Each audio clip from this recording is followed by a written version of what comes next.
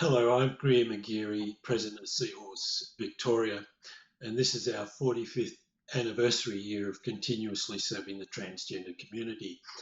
And with me tonight is Michelle Sheppard to join us in a conversation. Hi, Greer.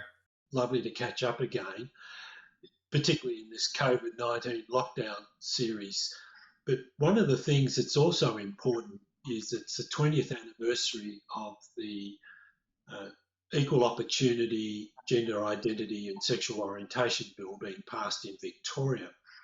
And it's that the basis of the conversation tonight. When we were younger and sort of not quite sure how we were going to deal with where we are in life, but how the laws and the dogma that surrounded us in our early days impacted on the way we dealt with things. Here in Australia, we are quite lucky that we've had legislation in place to look after us in case of those unfortunate events of discrimination or, the way people would treat us. One of the best things that happened to us and worst things that happened to us is the internet.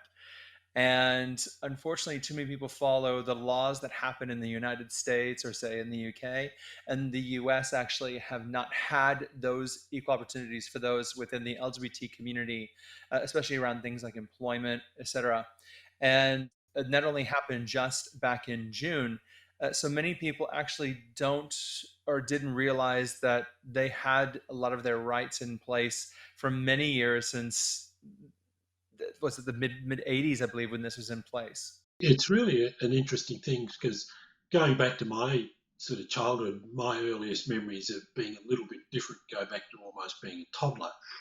And I sort of sensed at that point, you know, little boys aren't supposed to think this way or do this. And so it sort of provided for the rest of my life, I suppose, a barrier to even being open about it or talking to anyone about it. Did you sort of have a similar style of situation? Yeah, look, looking back on my earliest thoughts and memories, again, like many other folks in our community, there's, the I felt it since I was about 4 or 5.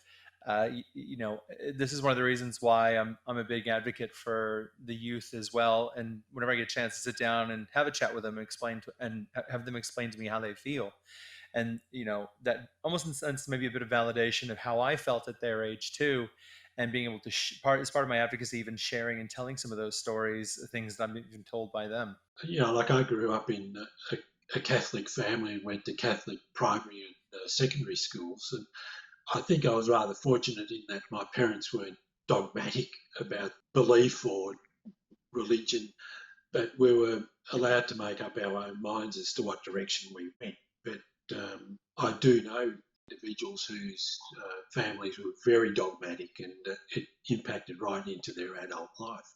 Yeah, I grew up in the Midwest of the United States. Dealing with the Bible Belt and a lot of the pressures of the right way to live, and you grow up, you look after your family, you be a young man and do the proper things, and it's funny how much things have changed since my days of growing up and how I was taught to act and treat, say, a partner, etc. And you know I had parents who were basically the Christmas and Easter Christians, as we kind of called it, but they always kind of hooped and hollered about what the right things were to do and constantly misinterpreted the Bible teachings. And at one point, I became a youth minister myself, a few years before I came here to Australia, as a way to sort of try to figure out what my direction was with my own identity. So religion played a massive part with my own guilt and direction of my values as a transgender person. I sort of became an altar boy at the youngest age possible, sort of probably around about grade four in primary school. I sort of continued that to my early teens through secondary school, but I can sort of remember having a conversation with my dad when I was in, well, what's equivalent to year 10 these days, uh, one weekend, uh, obviously something on TV about a maybe biblical history or Middle East history of that era. And I articulated for probably the first time how I genuinely felt about belief was that if there was such a thing as a God, it was the sum total of human knowledge rather than a single entity. And, you know, I really came to understand, I think, ritual in human life is extremely important. But there was always this background of dogma, which, sort of impacts on how much do you reveal of yourself. It's easy to sort of reveal that, I think ritual is very important, but you don't have to believe in a supernatural entity. I was again the altar boy, those sorts of things, whatever the equivalent was with my space I was in. But even up until even last time I spoke to my family, it was you're stop calling yourself LGBT. You're a woman. Stop anything as long as it wasn't related to that, because that was a sin. As long as you didn't define yourself within that rainbow or that letter, then there was a sort of okay acceptance, but it really still wasn't talked about. Yes, it's sort of interesting, the pedantry, I suppose, that comes with the dogma. I sort of felt through being a teenager, I was strong, athletic. I loved my running, both cross country and track and field.